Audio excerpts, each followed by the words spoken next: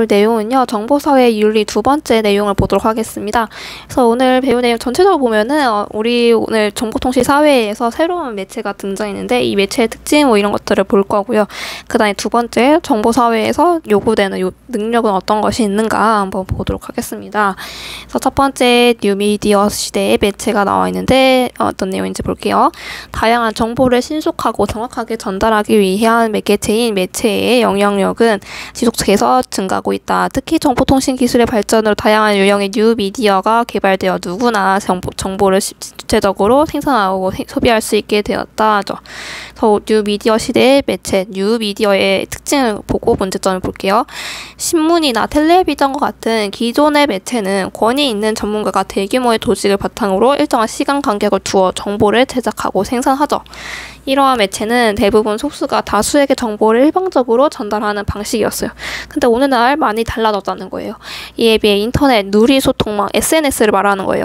SNS 등 뉴미디어는 정보를 생산하는 주체와 소비하는 주체의 쌍방향적인 의사소통이 이루어지고 있다. 이게 특징이라는 거고요. 두 번째, 정보의 사회 생산자와 소비자는 비교적 수평적인 관계를 이루고 있어요. 수평적인 관계를 바탕으로 의견을 주고받으며 활발하게 상호작용할 수가 있죠. 수평적인 관계를 유지하면서 상호작용한다. 세 번째, 인터넷 커뮤니티에 참여하는 사람들의 수나 시간, 장소 등의 제한을 받지 않기 때문에 광범위한 사회적 연결망을 형성할 수가 있어요. 그러니까 인터넷 커뮤니티 사이트에 들어가면은 한 수천 명 아니면 뭐 수백 명 뭐 그 정도에 되는 사람들이 같이 서로의 의견을 주고받죠. 그렇기 때문에 굉장히 광범위한 사회적 연결망을 형성할 수 있다는 거고요. 특히 새롭게 등장한 매체들은 정보를 수집 전달하는 속도가 신속하여 이용자들은 정보를 발견하는 동시에 취약 공개를 할 수가 있다. 다양한 의견을 반영하여 즉각적으로 정보를 수정할 수 있다. 즉각적으로 정보를 생산하기도 하고 거기에 대해서 반응도 할 수도 있고 수정도 할 수도 있고 그렇다는 거죠. 이처럼 정보통신 기술을 활용할 수 있는 누구나 정보를 생산, 유통, 소비할 수 있게 되었다. 그래서 다수의 정보 이용자들은 정보의 제공과 감시의 역할까지 둘 다 할 수가 있게 되었다. 그래서 방금 읽었던 요 두 번째 문단은 뉴미디어 시대의 매체의 특징이 나와 있었어요. 네, 그 다음 장 넘겨서 한 걸음 더 보면은 데이터 스모그에 대한 내용이 나와 있죠. 한번 뭔지 볼게요. 데이터 스모그란 인터넷의 급속한 발달로 쏟아져 나오는 많은 정보 중 필요 없는 정보나 허위 정보들이 마치 대기 오염의 주범인 스모그처럼 가서 공간을 어지럽힌다는 뜻에서 유래된 용어이다. 너무 불필요한 정보가 많다는 거죠. 그래서 생크는 더 많은 정보는 반드시 좋은 것인가? 라는 의문을 제기하고 정보 과잉의 시대에서 올바른 정보를 찾을 수 있는 이런 능력을 갖추어야 한다고 주장하였다. 그래서 어떤 능력이 필요한지 볼게요. 하지만 두 번째 단락 볼게요. 하지만 전문성이 검증되지 않은 뉴미디어의 정보는 기존 매체 수준으로는 신뢰하기 어렵다는 이런 문제점이 있다는 거죠. 너무 누구나 다 이런 정보들을 생산할 수가 있기 때문에 허위라던가 거짓이라던가 이런 것들이 쉽게 퍼질 수가 있다는 거예요. 실제로 뉴미디어의 정보가 객관성을 지니는지는 점검할 감시 장치는 기존 매체에 비해 훨씬 부족하죠. 이러한 이유로 뉴미디어 매체는 허위 정보나 음란 및 각종 유해 정보를 전달할 때도 많다. 예를 들어 사회적 관계망에 기초한 소셜미디어의 사적인 경향이 심화될 경우 정보의 객관성을 상실할 가능성이 크다. 그러니까 우리가 SNS를 할 때 보통 피드에 뜨는 내용들은 내가 관심이 있거나 나의 의견과 맞는 그런 정보들만 뜬단 말이에요.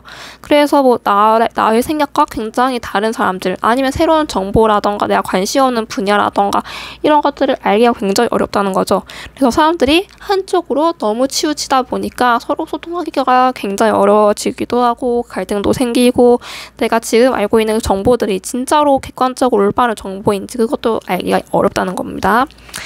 이러한 부정확한 내용의 뉴미디어가 지닌 빠른 활성력과 결합하면 심각한 사회 문제로 나타날 수가 있죠. 그래서 기존의 매체가 지니는 사회적 역할에 주목해야 한다. 신문, 텔레비전 등 기존 매체는 시민이 알아야 할 정보의 의미를 올바르게 해석하여 정확하게 전달해야 하는 사회적 책임이 있다. 따라서 뉴미디어에도 기존 매체에 준하는 이런 사회적 책임이 요구가 된다라고 나와 있습니다. 그 다음 134페이지 넘겨볼게요. 그 다음 134페이지로 넘겨보면은 현대인에게 요구되는 매체 윤리가 나와 있죠. 어떤 내용들이 있는지 한번 볼게요. 정보 생산 및 유통 과정에서 필요한 윤리부터 봅시다. 첫 번째 단락은 그렇게 막 중요한 내용이 없어서 정보의 생산자들은 있는 그대로의 사실을 시민들에게 전달하는 진실한 태도를 지녀야 하죠. 정보를 자의적으로 해석하거나 왜곡해서는 안 된다. 이거 형광펜으로 할게요. 해서는 안 된다. 의견을 표명할 때 관련된 내용을 동등하고 균형 있게 취급하는 객관성과 공정성을 가져야 하죠. 매체가 개인적이고 주관적인 정보를 생산한다면 공정한 보도를 목적으로 하는 매체의 기능을 상실할 것이고 사회에 악영향을 끼칠 가능성이 크죠. 또한 시민의 알 권리를 충족하는 과정에서 특정 개인의 명예나 사생활, 인격권이 침해되지 않도록 이것도 되게 중요시하게 유의해야죠. 공익 실현을 위한 알 권리는 존중되어야 하지만 무분별한 사생활 공개나 악의가 있는 정보 공개는 개인의 인격권을 침해한다는 점에서 정당화될 수가 없습니다. 그다음에 마지막 단락. 뉴미디어를 통해 가상 공간에서 간접적으로 만나는 상대를 배려하는 자세도 필요하다. 인터넷 등에 글을 올릴 때도 타인에 대한 이해를 바탕으로 타인의 의견을 고려하며 반대 의견도 존중하는 자세를 가져야 한다 하면서 뭐 어려운 내용 없습니다. 그 다음에 어느 부분을 볼 거냐면은 그 밑에 함께 나누는 가를 볼게요.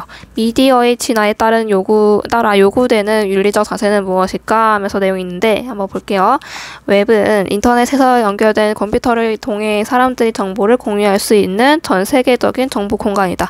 초기 웹 1.0은 소수의 콘텐츠 제공자가 웹사이트를 통해 정보를 제공하면 사용자는 정보를 그대로 받아 사용하는 일방향적인 형태였다. 후에 웹 2.0이 만들어지면서 누구나 정보를 생산하고 공유할 수 있는 생산자 참여 중심 인터넷 환경이 구축되었다. 최근에는 웹 3.0이 등장하였는데 이는 지능화된 웹이 상황을 인식하고 정보의 관계를 파악하여 이용자에게 맞춤형 정보와 서비스를 제공한다. 이렇게 웹이 1.0, 2.0, 3.0 이런 식으로 이렇게 진화를 했는데 1.0 같은 경우에는 포털 사이트의 정보가 이용자들한테 일방적으로 이렇게 전달되는 그런 형식이었다는 거죠. 반면에 웹 2.0은 이제 그러니까 웹 이용자와 사용자, 같은 말이죠. 이제 콘텐츠를 생산하는 생산자이자 소비자가 될 수가 있다는 거예요. 누구나 다 자기가 생산할 수도 있고 정보를 소비할 수도 있다. 웹 3.0 같은 경우에는 이제 이용자들한테 맞춤형 정보라던가 맞춤형 광고라던가 이런 것들을 제공한다는 겁니다. 그 다음 장 넘겨볼게요. 그 다음 장 넘겨보면은 정보의 소비 과정에서 필요한 윤리 나와 있는데 뉴미디어의 세계에서 정보의 소비 활동은 곧 새로운 정보 창출로 이어질 수 있으므로 정보 소비의 주체는 동시에 정보 생산의 주체가 될 수가 있다. 누구나 다 정보 생산할 수도 있고 소비할 수도 있다는 거예요. 이와 관련하여 매체를 이용하고 활용하는 능력인 미디어 리터러시가 오늘날 굉장히 강조되는 능력이라는 거죠.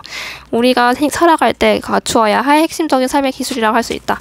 미디어 리터러시는 단순히 매체를 사용할 수 있는 능력이 아니라 자신이 찾아낸 정보의 가치를 제대로 평가하기 위해 모든 사용자에게 필요한 비판적 사고 능력이기도 하다. 또한 자신의 목적에 맞게 기존의 정보를 새로운 정보로 조합하는 능력도 포함한다. 그러니까 뉴미디어 리터러시 같은 경우에는 내가 어떤 정보들을 받아들일 때 그냥 무비판적으로 그대로 흡수하는 것이 아니라 정말로 이게 가치 있는 정보인가, 정말로 객관적인 사실을 말하고 있는가 이런 것들을 비판적으로 바라본다는 거죠. 그리고 또 자신의 목적에 따라 기존의 정보를 조합할 수도 있는 거고요. 그 다음에 두 번째 단락 볼게요. 뉴미디어 환경에서는 정보를 해석하고 습득하는 능력뿐만 아니라 사용자 상호 간의 소통과 시민의식 이런 것도 필요하다는 거죠. 정보를 바탕으로 대화하고 교류함으로써 공동으로 체험하고 협력할 수 있는 능력과 자세를 갖춰야 한다. 그래서 최근에는 매체 이용자들에게 규범의 준수뿐만 아니라 사회적 참여, 시민의식 확보 등을 포함한 윤리적 태도를 요구하기도 한다. 마지막으로 정보를 소비하는 주체들은 매체가 제공하는 정보를 비판적으로 능동적으로 수용해야 한다. 정보의 소비자들은 매체가 제공하는 정보의 진위와 진실성을 판단하여 수용하고 매체들이 공정하고 객관적인 정보를 제공하는지 적극적으로 감시해야 한다라고 나와 있습니다. 그래서 오늘 또 배운 내용은 그렇게 어려운 내용이 없었어요. 되게 잘 알고 있는 내용이었고요. 그래서 오늘 배운 내용 중에서는 미디어 리터러시 이 개념만 좀 잘 외워주시면 될 것 같습니다. 오늘 수업 여기까지 하도록 할게요.